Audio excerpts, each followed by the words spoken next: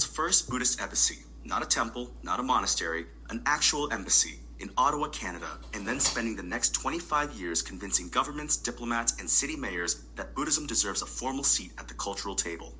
That's exactly what one man did.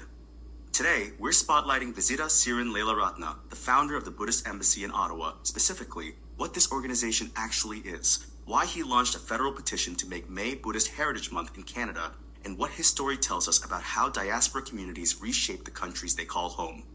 My co-host has been deep in the research on this one, so let's get into it. What is the Buddhist Embassy, and why does the name itself matter so much? So the name is doing a lot of work here, and it's completely intentional. According to the Buddhist Embassy's LinkedIn profile, it's registered in Canada as the first Buddhist Embassy Inc. in the world. Not a vihara, not a dharma center, an embassy. And that framing signals something really specific. This is about cultural diplomacy, not just religious practice. Wait, so when you say embassy, what does that actually mean if it's not a government body? Right, so it's not a state embassy in the diplomatic sense. But the word positions Buddhism as a force that deserves to engage with governments and international missions on equal footing. According to Hiru News, the Buddhist Embassy serves as a bridge linking Buddhist communities, government authorities, and diplomatic missions through year-round programs that honor cultural heritage and advance compassion and peace. So it's less about religion and more about cultural infrastructure. Exactly. And Leelaratna has been doing this since November 2000. That's over 25 years of building this thing from the ground up, according to the LinkedIn profile. He holds the title of Founder, President, and Buddhist Ambassador. Buddhist Ambassador. That's a title you don't see every day. It really isn't. And he's a dual citizen of Canada and Sri Lanka, which is key to understanding the whole scope of what he's doing. According to ilanka.ca, his life's work is dedicated to the synthesis of Western and Eastern values. He's not choosing one identity over the other, he's actively weaving them together. That's actually a really interesting model, because a lot of diaspora stories are about assimilation, fitting in, blending. This sounds like the opposite. Completely the opposite. And ilanka.ca frames it really well. They describe the role of the expatriate community as having evolved far beyond just economic contributions like remittances into becoming a sophisticated conduit for cultural preservation and international partnership. Leelaratna is kind of a case study in that shift. So what's actually happened with this campaign? Has it gotten any traction? It has. In December 2025, Ottawa Mayor Mark Sutcliffe presented Leelaratna with a certificate of recognition, acknowledging 15 years of devoted community service in advancing peace, compassion, and unity within the nation's capital. That's according to Hiru News. 15 years of community service recognized by the mayor. That's not nothing. And the recognition specifically highlighted his leadership in celebrating Vesak Month in Ottawa and in developing road signage for Buddhist temples throughout the city. That last one is such a concrete, practical thing, getting Buddhist temples on the city's official signage. It sounds small, but it's actually a form of civic legitimacy. It's visibility. Like literally putting Buddhism on the map. Literally. Thank you to the Buddhist Embassy and Visak in Ottawa for hosting this event, which highlights the importance of the official Buddhist road sign, first in Canada and the world. Recognize the profound cultural, spiritual, and social contributions of Buddhist Canadians to the nation's identity and values. And this isn't just a symbolic gesture, right? There's real civic machinery behind it. Be deliberate about that framing. Cultural recognition, not religious privilege. That distinction is smart. Vietnam, Cambodia, Burma, Laos, Bangladesh, China, Thailand, Malaysia, India, and Nepal, and also non-Buddhists from Canada, Russia, and Mexico, all under one roof. That's a remarkable range of communities. It really is. And it shows that the Buddhist community in Ottawa is not monolithic. It's incredibly diverse. So what Leelaratna is doing with the Buddhist Embassy isn't just serving one ethnic group. He's trying to create an umbrella that represents all of these communities in a unified way to government and to the broader public. Which makes the petition he launched even more significant. Can you walk us through what Petition E6893 actually is? So this is a House of Commons petition. It's on the Parliament of Canada website, and it calls on the Government of Canada to officially designate May as Buddhist Heritage Month. Parliament Hill. That's a powerful visual. Buddhist communities gathering at the seat of Canadian government. Thank you, Mr. Speaker. I rise today to present petition E6893, signed by over 3,100 Canadians, calling on this House to designate May as a Buddhist Heritage Month. Buddhism is a growing faith in Canada. Over 300,000 Canadians practice Buddhism, with communities in every province and territory. Buddhist Canadians make real contributions to our country every day through mindfulness programs in schools and hospitals, through interfaith dialogue, through support with vulnerable people in our communities. Each May, Buddhists around the world celebrate Vesak, marking the birth, enlightenment, and passing of Gautama Buddha. It is the holiest observance of nearly 500 million people worldwide, designating May as a natural and a meaningful choice moving forward. Buddhist Heritage Month would complement Asian Heritage Month, Black History Month, and Women's History Month, reflecting who we are as a country. Canada is built on inclusion, religious freedom, and multiculturalism. This petition asks us to live by those values. Thank you, Mr. Speaker. According to ilanka.ca, Leelaratna was formally received at the official residence of the Canadian High Commissioner in Colombo. That's a significant diplomatic moment. It's recognition at the highest level of his work bridging the two countries. And it connects to something broader that Buddhist Global wrote about, this idea that Buddhism's contribution to global dialogue is often steady and quiet, but deeply embedded. They noted that the Buddha himself engaged in dialogue with rival teachers and seekers, speaking in forests and city parks to Brahmins, Jains, kings, merchants, and ordinary villagers. His manner was neither to dominate nor to withdraw. That's a really interesting frame. The middle way applied to civic engagement. Exactly. And Leelaratna's approach seems to embody that. He's not demanding, he's not withdrawing. He's persistently, patiently building bridges. 25 years of it. Now, there's another dimension to his work that I think is really underreported, the Sri Lanka side of things, because this isn't just a Canada story. Sirin Park is more than an ecological haven. It's a celebration of cultural exchange, where Sri Lankan symbols like the Sandakadapahana stand alongside Inuit rock carvings. Experience our signature Eco-Coconut Tour, exclusive to Hikkadua. Watch skilled artisans transform coconut husks into practical brooms. Learn the ancient art of toddy tapping. And witness the complete life cycle of this remarkable tree.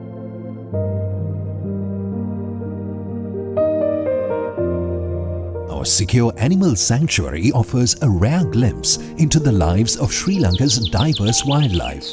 From colorful birds to gentle mammals, each creature tells a story of conservation and hope. Delight in our farm animal experience, where you can feed and interact with our friendly donkeys, ducks, chickens, ponies, and even our beautiful parrots. It's a perfect opportunity to connect with nature and enjoy a peaceful moment in the company of these gentle creatures. No journey is complete without taste.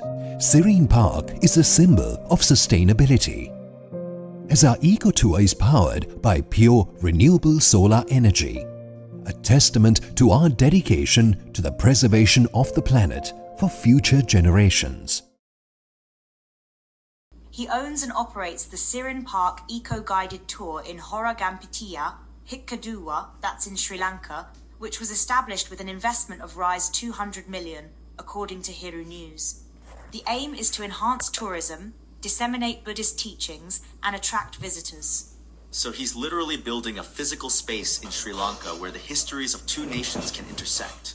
That's exactly how ilanka.ca describes it, as a physical and spiritual space where the histories of two diverse nations are permitted to intertwine and flourish. It's heritage entrepreneurship. He's not just advocating for recognition, he's creating the infrastructure for it. And that's a model that goes way beyond what most diaspora advocates do. Most people are working on one side of the equation. Right. And ilanka.ca makes this point really clearly. They say, The role of the expatriate community has evolved from just sending money home into becoming a conduit for cultural preservation and international partnership.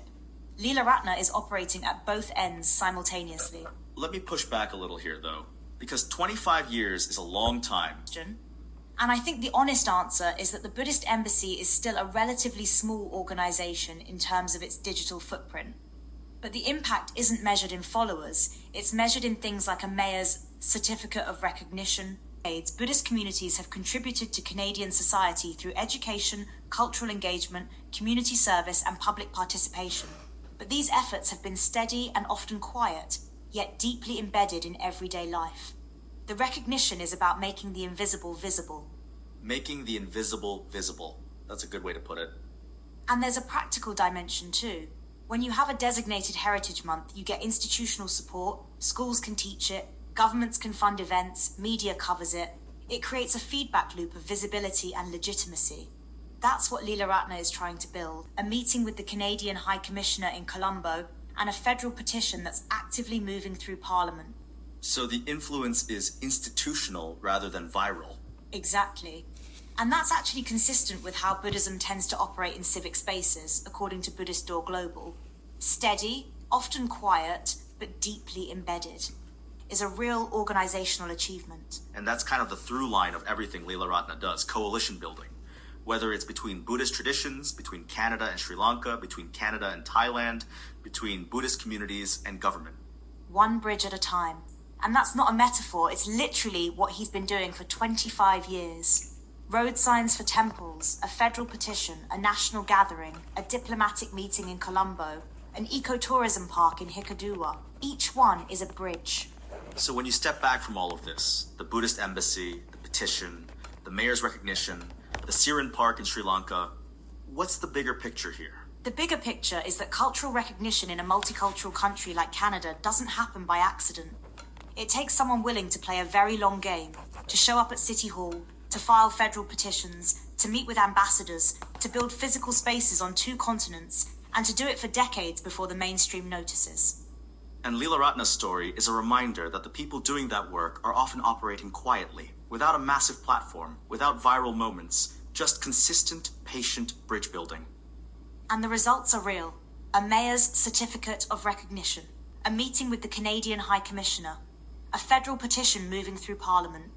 These are not small things. They're the product of 25 years of showing up. There's also something worth sitting with here, the idea that the Buddhist Embassy is the first of its kind in the world. Not just in Canada, in the world. Buddhist organizations across traditions and regions. So it's not just one sect or one ethnic community, it's a coalition. Which is actually hard to pull off. Buddhism in Canada is incredibly diverse. Theravada, Mahayana, Zen, Tibetan, and they don't always operate in the same spaces. Genuinely audacious thing to build. It is, and it reframes what's possible for diaspora communities. You don't have to wait for governments to recognize you. You can create the institution that demands recognition. That's what Leelaratna did. He didn't wait for a Buddhist Heritage Month to exist. He built the organization that would make it happen. That's a genuinely useful insight for anyone thinking about community building or advocacy. You create the infrastructure first, and the recognition follows. And the Sirin Park in Sri Lanka is part of that same logic. You don't just advocate for cultural heritage, you build a place where people can experience it. According to Hiru News, the park was established with an investment of Rise 200 million, with the aim of enhancing tourism, disseminating Buddhist teachings, and attracting visitors. That's heritage made tangible. Heritage made tangible. I like that. It's the difference between talking about culture and actually creating the conditions for it to live. And that's what makes Leelaratna's work distinctive. He's operating at every level simultaneously. The legislative, the diplomatic, the civic, the entrepreneurial. Most advocates pick one lane. He's in all of them. Here's what this really comes down to. I think Visita Sirin Leelaratna built something that didn't exist anywhere in the world, in a city that's also home to some of the most diverse Buddhist communities on the planet, and he's been quietly, persistently expanding its reach for 25 years. The Buddhist Embassy isn't just an organization, it's a proof of concept for what diaspora-led cultural diplomacy can look like. In everyday life. There's also something worth noting about the Thailand connection, because this isn't just a Sri Lanka-Canada story. Right. According to the Buddhist Embassy's YouTube channel, Leelaratna met with H.E. Dharmbuntham, the ambassador of Thailand to Canada, in a feature that highlighted a shared commitment to Buddhist heritage, cultural diplomacy, and global harmony. The description calls it a gesture of mutual respect and a testament to the growing friendship between Thailand and Canada. So he's building relationships across multiple Buddhist nations, Thailand, Sri Lanka, all converging on Ottawa. And the Ottawa Thai dance troupe was featured in that event, which is a lovely detail. It's not just diplomatic language. There's actual cultural expression happening. Music, dance, community. That's what makes it real. It's interesting because there's a parallel here with what Zen master Thich Nhat Hanh was doing with the Plum Village tradition. This idea of adapting Buddhist practice to different communities' needs while maintaining core principles. That same spirit seems to be alive in what Leelaratna is doing. That's a really apt comparison. The Plum Village podcast on iHeart actually explored this, how Thich Nhat Hanh worked to restore and renew Vietnamese Buddhism, integrating its rich history while increasing its accessibility and relevance to the modern world. The phrase they use is engaged Buddhism, where spiritual practice directly addresses societal issues.